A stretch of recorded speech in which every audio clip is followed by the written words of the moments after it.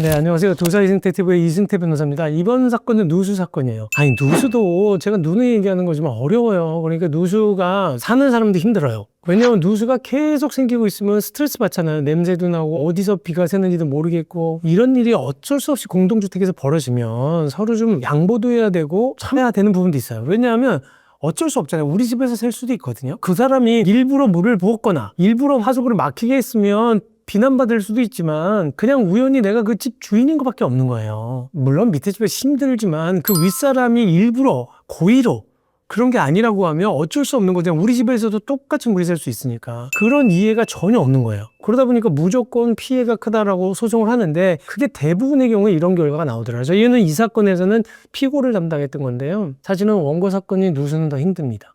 왜냐하면 이 사건도 보세요. 원고는 얼마의 피해를 봤다고 얘기를 하는 거냐면 자기네가 인테리어 비용이 이제 누수가 생겨서 못 쓰게 된 것. 수리 비용이 3,800만 원이다. 그 다음에 누수 때문에 불편해서 나가 있어서 다른 곳에서 잠을 자거나 한 비용들이 480만 원이다. 정신적 고통이 400만 원이다. 이렇게 4인 가구에 400이니까 그렇게 많이 청구한 건 아닌데 어떤 경우는 뭐 이거 몇 천만 원씩 청구하는 사람도 있습니다. 그래서 4,860만 원을 손해배상 청구한 거예요. 저희가 맡았던 피고가 합의를 계속 보려고 했어요. 근데 왜 안 됐겠어요? 금액 차이가 너무 큰 거예요. 그러다 보니까 결국은 변호사를 원고가 선임해서 소송을 했죠. 근데 저희가 인테리어 비용 3,800만 원이라는 걸 어떻게 다 인정해 주겠냐는 거예요. 왜냐하면 생각해 보세요. 저희가 한 7, 8년 된 집에 누수가 생겨가지고 거기가 얼룩이졌으면 물론 들어오신 분들은 새로 인테리어를 했다고도 주장하시기도 하고 깨끗했다라고 얘기하니까 억울하죠. 안 억울하다는 게 아니에요. 저도 속상할 거예요. 분명히. 근데 그거를 비난할 수 있는 대상이 과연 누구냐? 아까도 얘기한 것처럼 고의로 했다면 정말 나쁜 놈이고 다 책임져야 되지만 집이 노후해서 그럴 수밖에 없고 그런 경우라면 무조건 다 책임을 지라고 할 수 없고 정확한 금액을 뽑아야 되는데 감가상각을 할 수밖에 없는 거예요. 고기만 딱 보수를 하게 될 때는 이색집니다. 색깔이. 이거를 전체적으로 다 보수를 해야 되는 부분도 분명히 생기지만 그래도 그 금액이 본인이 생각하는 것보다 적어요. 그래서 이게 많다라고 자꾸 주장을 하니까 결국은 감정을 한 겁니다.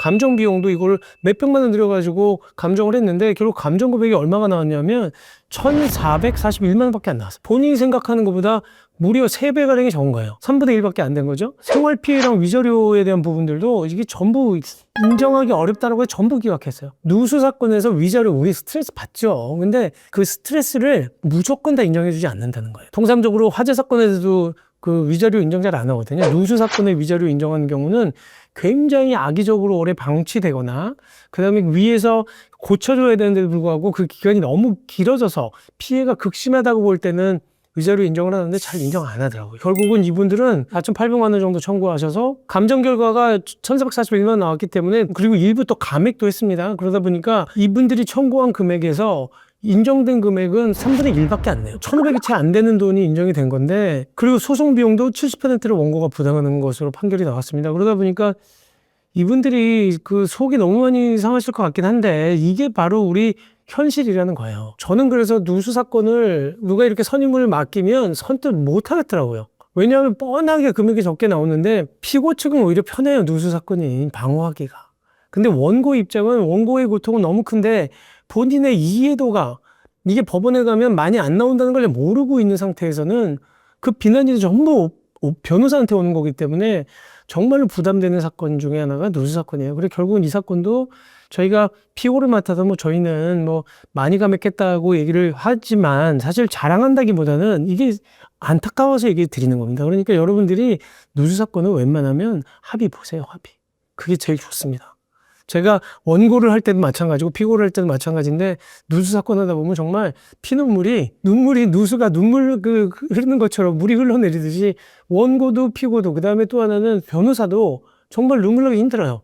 그러니까 이거는 감정적으로 해결할 것이 아니라 뭐 가능하면 그냥 이성적으로 판단해서 누구한테나 발생할 수 있는 일이라고 생각해서 합의하시는 게 제일 좋은 방법 같습니다. 오늘 방송은 이것을 마치도록 하겠습니다.